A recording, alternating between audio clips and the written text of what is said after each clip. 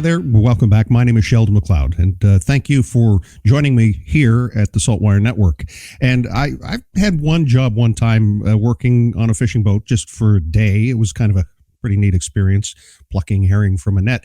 But we know it is, well, inherently a dangerous occupation. In fact, one of the last SaltWire stories was about the most recent sinking of Sarah Ann, a fishing vessel out of Newfoundland and Labrador.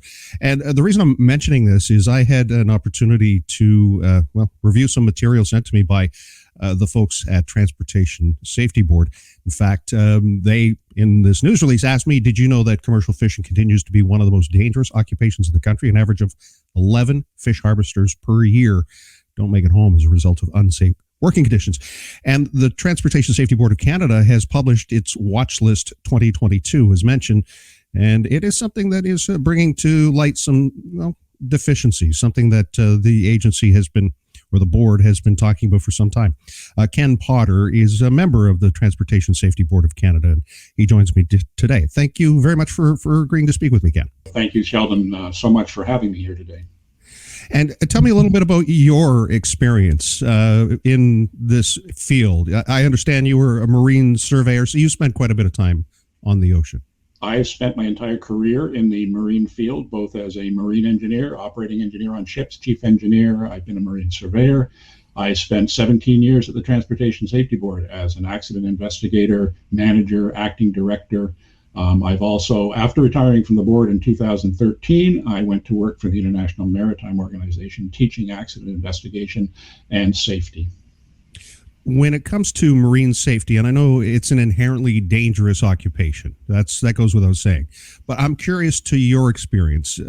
Our fishers, our captains, are they doing all that's possible to make sure that everyone comes home? Well, our experience at the TSB goes back to 1992, and since that time, we have had 49 recommendations about fishing vessel safety, commercial fishing vessel safety, that is, of which 8 are still active. And we're still seeing the same issues come up time and time again. We're seeing issues with stability. We're seeing issues with fish harvesters not using or not wearing PFDs, not carrying adequate safety equipment. We're seeing unsafe work practices. And then, of course, on top of all this, we're seeing issues with Transport Canada and DFO's regulatory oversight into the industry. Okay, so that said, the oversight means not enough inspections, not enough, perhaps, is it a charge? Is it a criminal charge? What would be, if you're not in compliance, what happens? Well, I won't speak for Transport Canada's administrative investigation side, but generally there would be penalties and advice on how to correct the deficiencies. But as an example, and you mentioned the Sarah Ann earlier, that investigation revealed that the Department of Fisheries and Oceans was in fact issuing licenses to fish harvesters whose vessels were not registered with Transport Canada. We found that upwards of 4,000 vessels in the Maritimes and Newfoundland were fishing but not registered with Transport Canada. Therefore, Transport Canada had no idea they were working or ability to oversee them. When your workspace is the deck of a boat or a ship heaving on the sea, people know that it's dangerous. So what is the advice? You say there are recommendations that are outstanding. What types of things outside of making sure that they're registered and perhaps have gone through stability certification?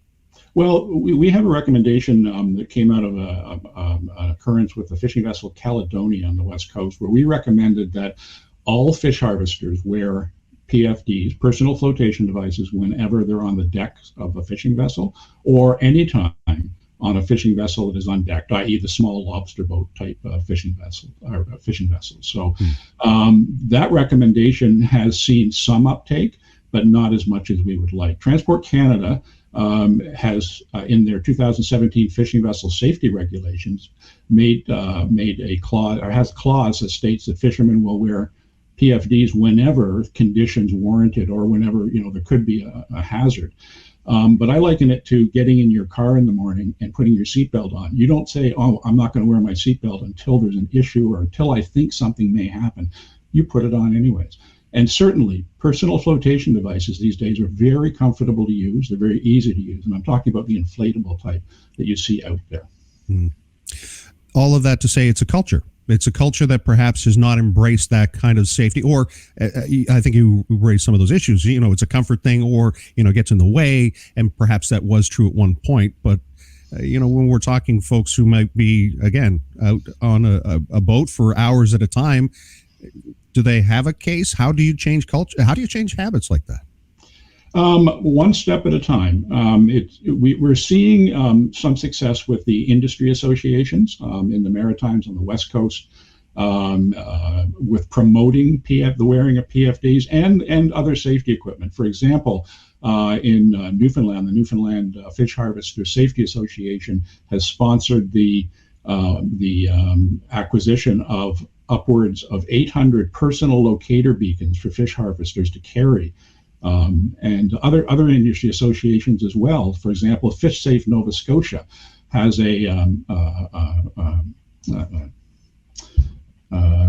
initiative right now where they are doing training. They're going to the docks and doing training. They're promoting safety amongst fish harvesters as well. So it starts with the safety culture starts with promotion of regulation, of the carriage of equipment, of the wearing of PFDs. And we would really like to see that spurred on by the industry associations and the fish harvesters themselves. We'd like to see them, the fish harvesters, take responsibility for their safety by carrying this equipment, by wearing those PFDs, and having safe work practices as well. During the last 2.5 years, we've heard a lot about PPE and how it applied to the pandemic. And again, are we talking about ships that carry huge crews, small crews? Is there a difference? Does it make a difference when it comes to the culture of safety in your experience? It not the size of the vessel. We're seeing it community by community. For example, we may see one harbor, one fishing community, one fishery who are all carrying EPIRBs, those are electronic position indicating radio beacons that are used in a distress situation. But then in another, perhaps down the coast, perhaps in another province, we're not seeing them carry them at all. So we're seeing spots, little bright rays of hope from community by community, association by association, where a safety culture is taking root. However, again, we're still seeing those same deficiencies time and time again. You mentioned an average of 11 fatalities a year.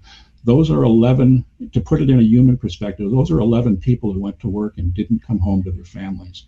Even though that the number of fishing vessels and the number of fish harvesters has been slightly declining over the years, the fatality rate remains frustratingly high. I was fortunate enough to go out on a rather new and expensive lobster fishing boat just this past summer. And it looked to me that this is a vessel that could be operated by 2 or 3 people. The mechanization, the technology has made it possible.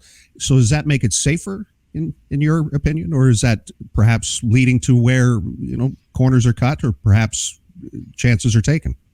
Technology can make operating a vessel safer, certainly. As far as the size of the cruise, that size is dictated by the voyage and, of course, the work that's being done. Technology with respect to safety equipment certainly, plays a role, as I've mentioned, and that being a way to call for help if you're in trouble, an EPIRB or a personal locator beacon. If you suddenly find yourself in the water, wearing a PFD will keep you alive and afloat for that period of time. So certainly technology does help. I've been in the media for a long time. I've lived along Nova Scotia South Shore, and as mentioned, dumping day is the last Monday in November. It's, a little bit of snow today, a little bit cold and chilly. It wouldn't take long to be in the water for you to come to a not a pleasant outcome. So all of that to kind of bring it back around, the Transportation Safety Board reports on accidents. This is the first time I recall being, having someone reach out to try and help prevent accidents. Is this a change in policy? No, we've always had an outreach policy surrounding our watch list issues in the past, and certainly we've reached out in terms of fishing safety many times in the past. So no change in policy there. And again, it's about making a culture of safety and making sure that those people who go to their workplace end up coming home safely. And I guess just to kind of cap it off, Nova Scotia, there are laws. There's protection so that if you feel you're not in a safe work environment, you can refuse work. I don't know how often that happens in the fishing industry, again, where it's noted as being a dangerous occupation. But is there enough provincial oversight, do you feel? Is there enough happening at the wharves to kind of reinforce this message going forward that we want everyone to come back home safely? Using Nova Scotia as an example, Nova Scotia actually has been proactive in promoting fishing vessel safety since our own recommendation to the provinces that they take a close look at their workplace health and safety systems and regulations. We made this recommendation back in 1999. Since that time, Nova Scotia, of course, has a fish harvesters registration system, legislation and registration system, and there's been, at this point, 21 or 22 different fishing vessel associations within the province of Nova Scotia promoting safety for their own membership. In particular, Fish Safe Nova Scotia, who have taken a very much a positive, I won't say oversight, but proactive stance in promoting safety amongst fish harvesters in Nova Scotia. Well, Ken Potter with the Transportation Safety Board of Canada, thank you so much for your time. Is there anything else that I didn't ask you, or is anything else you'd like to add?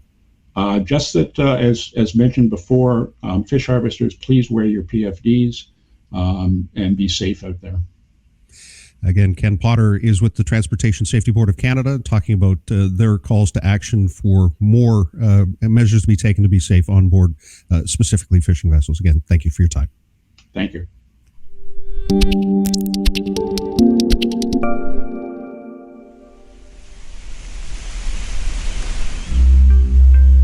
The TSB has been monitoring commercial fishing safety for well over 20 years. Yet, every year, the same safety deficiencies on board fishing vessels continue to put at risk the lives of thousands of Canadian commercial fish harvesters and the livelihoods of their families and communities. While some action has been taken, it is still inconsistent from region to region, and even from one fishing community to the next. Too many fish harvesters still don't make it home as a result of unsafe working conditions and practices on board and around fishing vessels. Developing and sustaining a strong safety culture is required to foster greater compliance with regulations, specifically with respect to vessel stability and the use of life-saving equipment. Commercial fishing safety will remain on the watch list until there is a more coordinated oversight by federal and provincial regulators, and there are sufficient indications that a sound safety culture has taken root throughout the industry and in fishing communities across the country. Learn more about Watchlist 2022 at tsb.gc.ca/watchlist.